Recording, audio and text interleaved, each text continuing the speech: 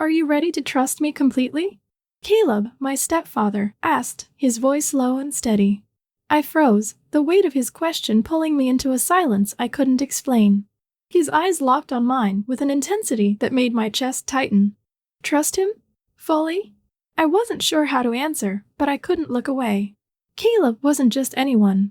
He had been a rock in my life when Mom was too caught up in her career. He was kind, patient, and always seemed to know what I needed before I even said it. But lately, something had shifted. The way he looked at me lingered longer. His compliments weren't just casual, they carried a weight that left me feeling exposed. It all started on a Saturday evening when my mom left for an overnight trip to visit her old college friend. I thought it would be just another quiet evening at home, but Caleb had other plans. He knocked on my door, his tone unusually inviting. "Dinner's ready," he said, a faint smile tugging at his lips. I walked into the kitchen to find the table set for two. Candles flickered softly, casting shadows across the room. It wasn't romantic, at least, that's what I told myself, but it was different. As we sat down, he poured me a glass of sparkling water and raised his own. "To trust," he said, his eyes never leaving mine. "To trust," I echoed, though my voice trembled slightly. The conversation started innocently enough, school, future plans, the usual. But then he leaned forward, resting his elbows on the table. "You know, Maddie," he began, his voice dropping an octave, "trust is the foundation of everything.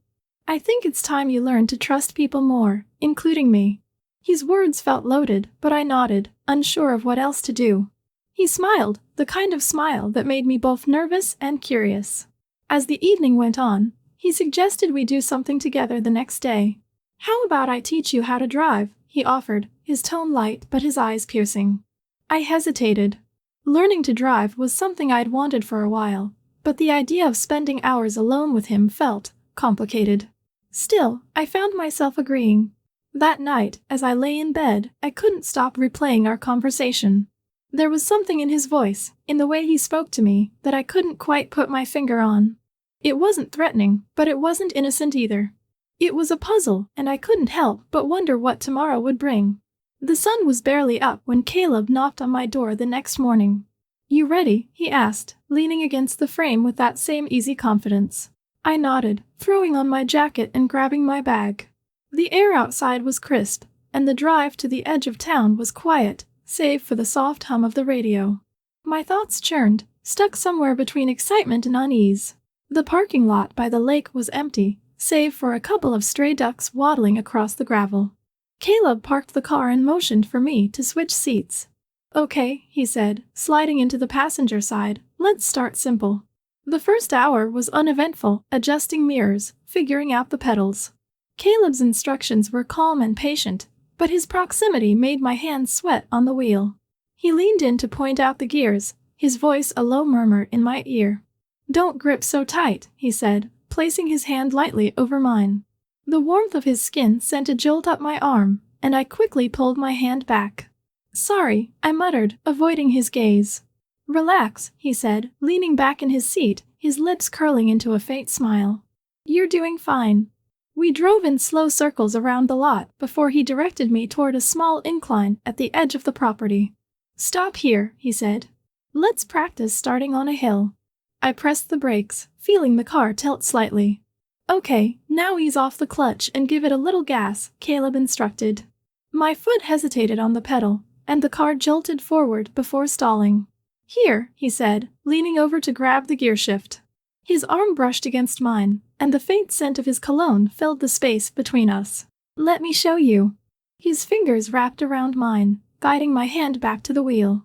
The world outside seemed to blur as I focused on the closeness of his presence. My pulse quickened, and I prayed he couldn't hear it. "You okay?" he asked, his voice quieter now, almost a whisper. I nodded, though my throat felt dry. "Yeah, I'm fine." The rest of the lesson passed in a haze. By the time we drove back toward town, my thoughts were spinning. Caleb, however, seemed completely at ease, casually chatting about the best coffee spots in the area. "You've earned a break," he said, pulling into the lot of a small cafe I'd never been to. Inside, the space was warm and cozy, with mismatched chairs and the scent of fresh pastries wafting through the air. We sat at a corner table, and for the first time, I felt his gaze linger on me. Not in the way a parent looks at their child, but something different. Something I couldn't name. "You're a quick learner," he said, his voice steady but his eyes studying me intently. "You remind me of your mom when she was younger, determined, but a little unsure of yourself." I shifted in my seat, unsure how to respond. "Thanks, I guess." He smiled, his expression softening. "It's a good thing, Maddie. You just need someone to help you see it." The way he said it made my stomach twist, and I looked away, pretending to focus on the menu. "So, what's good here?" I asked, desperate to change the subject. He chuckled lightly, as if amused by my attempts to redirect. "The croissants. And the coffee's strong enough to wake the dead." We ordered, and as we ate, I felt myself relaxing. Caleb had a way of making even the most mundane moments feel significant. But just as I began to let my guard down, his next words pulled me back into that uncertain space. "You know, trust isn't something that comes naturally to everyone," he said, leaning back in his chair. "It takes time and the right person." I blinked, unsure if he meant more than he was saying. "I guess," I replied, my voice quieter now. His eyes met mine, holding my gaze for a beat too long. "It's something to think about." The ride home was quieter, the air between us charged with something unspoken. When we pulled into the driveway, he placed a hand on my shoulder, stopping me before I could get out. "You did good today," he said, his thumb brushing against the fabric of my jacket. "I'm proud of you." "Thanks," I said, my voice barely audible. That night, I replayed the day in my head, dissecting every glance, every word. Something was shifting, and I didn't know if I should feel excited or terrified. But deep down, I knew this was only the beginning. And what came next? I wasn't sure I was ready for it. When I walked into the house that evening, the familiar smell of roasted garlic and herbs filled the air. It was earlier than usual. My training had been cut short due to a power outage at the gym. The house was quiet, save for the faint clink of a glass in the kitchen. I rounded the corner to find Caleb standing by the counter, a half-full wine glass in his hand. "Rough day?" he asked, his voice casual but warm. He looked relaxed, his tie loosened, and the top button of his shirt undone. "Something like that," I replied, setting my bag down. He gestured toward the open bottle on the counter. "Want a glass?" I hesitated for a moment before nodding. "Sure, why not?" He poured the wine and handed me a glass, the edge of his fingers brushing mine.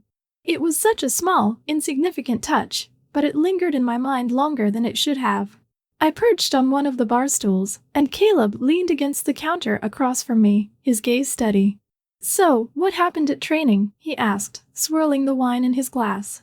"Power went out," I said with a shrug. "Nothing exciting." He chuckled. "Sometimes the universe gives us a break, huh?" We fell into an easy conversation. It started with small talk, weather, work, the latest Netflix shows, but soon drifted into deeper territory. Caleb shared stories I'd never heard before, how he'd met my mom at a charity gala, the challenges of blending two families, and the sacrifices he'd made to ensure we felt stable. "I always wanted to make sure you had what you needed," he said, his voice soft but unwavering. Even if it meant putting my own dreams on hold. His honesty caught me off guard. Caleb rarely talked about himself, let alone his vulnerabilities. "You know, Maddie," he said after a pause, his gaze locking onto mine, "you're special. There's something about you, your determination, your resilience, that's rare." I felt my cheeks flush under his intense gaze. "Thanks," I murmured, taking a sip of wine to hide my nervousness. "No, I mean it," he pressed. "You have this light in you. It's captivating." His words hung in the air, heavy and deliberate. I forced a smile, unsure of how to respond. Was this a compliment, or something more? The tone in his voice made me question everything, and the way he looked at me, it wasn't the way a stepfather should look at his stepdaughter. The rest of the evening passed in a haze. I excused myself after finishing my wine, retreating to my room under the pretense of being tired. But I wasn't tired. My mind was racing, replaying every word, every glance. Later that night, as I made my way to the kitchen for a glass of water, I noticed light spilling into the hallway from Caleb's office. The door was slightly ajar, and curiosity got the better of me. I peeked inside, intending only to see if he was still awake. What I saw stopped me cold. Caleb was sitting at his desk, a photo in his hand. It was a picture of me, taken a few years ago during a family vacation. I recognized the photo immediately. It had been my favorite at the time. In it, I was laughing, carefree, the sunlight catching my hair. But why was he looking at it now? And why did his expression seem almost wistful? I stepped back quickly, my heart pounding in my chest. He didn't notice me, lost in his thoughts. I hurried back to my room, closing the door softly behind me. What had I just seen? Was it innocent? Or did it mean something more? My mind raced with possibilities, each one more unsettling than the last. The following day, I tried to act normal, but every interaction with Caleb felt charged. When he asked if I wanted to join him for a jog later, I hesitated before agreeing, hoping physical activity might clear my head. The jog started out uneventful. We stuck to the park trails, making small talk as we ran.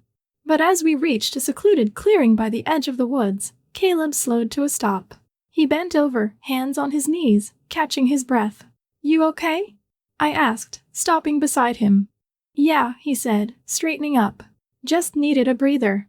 His gaze shifted to me, and for a moment, he looked like he wanted to say something. "What is it?" I prompted, feeling a pang of anxiety. He hesitated, his jaw tightening. "Nothing. Let's keep going." But it wasn't nothing. The weight in his voice, the way his expression hardened, it left a pit in my stomach. That evening, after dinner, Caleb suggested we watch a movie. Mom was still out, so it was just the two of us. I agreed, hoping it might ease the strange tension between us. He chose an old classic, something light and easy. But as we sat on the couch, the proximity between us felt too close. His arm rested along the back of the couch, just inches from my shoulder. Halfway through the movie, I excused myself to get a drink. My hands trembled as I poured a glass of water, and I took a deep breath, trying to steady myself. When I returned, Caleb had shifted, his posture more relaxed. He patted the seat beside him, and I hesitated before sitting down. "You seem tense," he said, his tone soft but probing. "Just tired," I lied. He reached out, his fingers brushing my shoulder. "If there's ever anything you need to talk about, you know you can trust me, right?" His touch lingered for a second too long. I nodded, forcing a weak smile. Of course. But the truth was, I didn't know if I could trust him anymore. And as I lay in bed that night, staring at the ceiling, I couldn't shake the feeling that something was about to change. Something I wasn't ready for. The next day, Mom mentioned she'd be staying late at work for the rest of the week. My stomach churned at the thought of more one-on-one time with Caleb. I told myself I was overthinking it, that I was being dramatic. But deep down, I knew better. And I couldn't shake the image of him in his office, holding that photo. What did it mean? What wasn't he telling me? Whatever it was, I had a feeling I was about to find out. The next morning, Caleb's voice called out from the kitchen as I shuffled downstairs. "Maddie, grab your swimsuit," he said, his tone cheerful. "We're hitting the pool." I paused mid-step, caught off guard. "The pool?" I echoed, stepping into the kitchen where he stood sipping coffee. "Yeah," he said with a casual shrug. "Thought it'd be a good way to cool off. Plus, you mentioned you wanted to improve your swimming." I hadn't, but the way he smiled, warm and unassuming, made it hard to argue. I nodded and headed back upstairs to grab my suit. The uneasy feeling in my chest hadn't left me since last night, but I pushed it aside. It was just swimming. What harm could it do? The water sparkled under the midday sun as Caleb stood at the edge of the pool, arms crossed. "Let's start with the basics," he said, his voice carrying over the gentle splash of water. "Float on your back. I'll help." Sliding into the cool water, I tried to mimic his calm confidence, but my heart raced when he stepped in behind me. "Okay," he said, his hand settling lightly on my waist. "Relax. I've got you." The contact sent a shiver up my spine, and I fought to keep my breathing steady. "I don't think I'm good at this," I said, forcing a laugh. "You're overthinking it," he replied, his grip firm but gentle. "Just trust me." That word again, trust. I closed my eyes and let my body drift, his hands steadying me. For a moment, everything felt still, almost serene. Then his hands lingered, their presence impossible to ignore. "Good," he said softly, his voice close to my ear. "You're a natural." I pushed myself upright, water dripping down my face. I think that's enough for now, I said quickly, swimming to the edge. His gaze followed me, but he didn't protest. You did great, he said, pulling himself out of the pool. We should do this more often. The rest of the afternoon passed uneventfully, but the tension between us was palpable. I avoided his eyes during lunch, my thoughts racing with questions I couldn't answer. Was I imagining things? Or was there something unspoken hanging between us? That evening, Caleb knocked on my door. Hey, can you help me with something? He asked, holding up his laptop. It's acting up again. I hesitated but nodded, following him to his office. He sat at the desk while I pulled up a chair beside him. The screen flickered as I navigated through the settings, trying to focus on the task at hand. Thanks for this, he said, his tone softer now. You're really good at this kind of stuff. No problem, I replied, not looking up. As I typed, his hand brushed against mine, lingering just a fraction too long. I froze, my breath catching. Sorry, he said, pulling his hand back, though his voice held a trace of something unspoken. It's fine, I said quickly, but the air between us felt charged, the silence stretching uncomfortably. After a few more minutes, I finished troubleshooting. That should do it, I said, pushing the laptop toward him. He smiled, his eyes locking onto mine. I don't know what I'd do without you, Maddie. I swallowed hard, unsure of how to respond. His words felt loaded, and I couldn't shake the feeling that this moment meant more to him than it should. Good night, I said abruptly, standing and heading for the door. But as I reached for the handle, his voice stopped me. Maddie. I turned, my heart pounding. Yeah? Thank you, he said, his expression unreadable. For everything. I nodded, the weight of his gaze lingering long after I left the room. The following days were filled with more moments like these, small touches, lingering glances, words that seemed to carry double meanings. One evening, as I sat in the living room reading, Caleb joined me, settling onto the couch. What are you reading? He asked, leaning closer to see the cover. I held it up. Just a novel. He smiled, his arm draping casually over the back of the couch. You're always so focused. It's impressive. Thanks, I said, flipping a page, but I could feel his eyes on me. You know, he began, his voice softer now, I don't think I've ever told you how much you mean to this family. To me. My pulse quickened. That's nice of you to say, I replied, keeping my eyes on the book. It's the truth, he said, his tone serious. You're remarkable, Maddie. I hope you know that. I looked up then, meeting his gaze. There was something in his eyes, something I couldn't name but couldn't ignore. Thanks, I said again, my voice barely above a whisper. The sound of Mom's car pulling into the driveway broke the moment, and I jumped to my feet. I should go help her, I said quickly, rushing to the door. That night, I lay awake, staring at the ceiling. The line between Caleb's role as a stepfather and whatever was happening now felt increasingly blurred. I replayed every moment, every word, searching for clarity, but it eluded me. The next morning, Caleb suggested we go for a hike. It's good for clearing the mind, he said, his tone light. I agreed, hoping the fresh air might help me make sense of my swirling thoughts. We trekked through the woods, the sound of leaves crunching underfoot. Caleb walked ahead, pausing occasionally to point out a bird or a wildflower. You're quiet today, he said, glancing back at me. Just thinking, I replied. About anything in particular, he asked, his tone laced with curiosity. Not really, I lied. We reached a clearing with a view of the valley below. Caleb sat on a fallen log, motioning for me to join him. Beautiful, isn't it? He said, gesturing to the horizon. Yeah, I said, though my gaze was fixed on the ground. After a moment, he spoke again. You can talk to me, you know. About anything. I nodded but didn't reply. The words felt heavy, almost a challenge. As we made our way back to the house, I couldn't shake the feeling that this was building to something. The tension, the unspoken words, it was all leading somewhere. I just didn't know where. That night, the house was unnervingly quiet. Mom was away on another business trip, and it was just Caleb and me.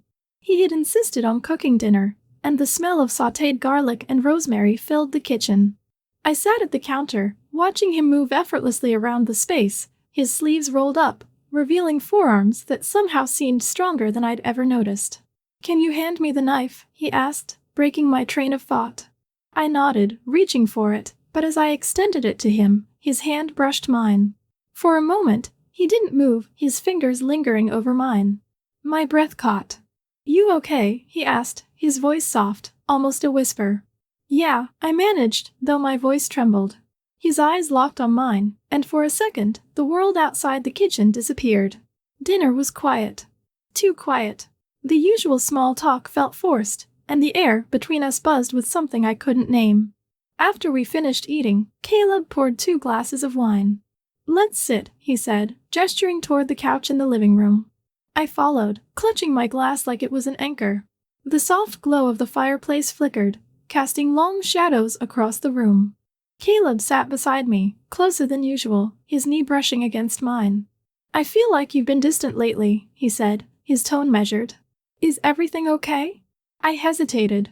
"I don't know," I admitted, my voice barely above a whisper. He leaned in slightly, his gaze steady. "You can talk to me, Maddie. About anything." The way he said my name sent a shiver down my spine. I nodded, looking away, but his hand gently touched my arm, drawing my attention back to him. "You don't have to be scared," he said, his voice low and calming. "You know I'd never let anything happen to you." Something in his words broke down the last of my defenses. "It's just everything feels different lately," I said, my voice shaking. He didn't answer right away. Instead, his hand slid down my arm, his touch both reassuring and electrifying.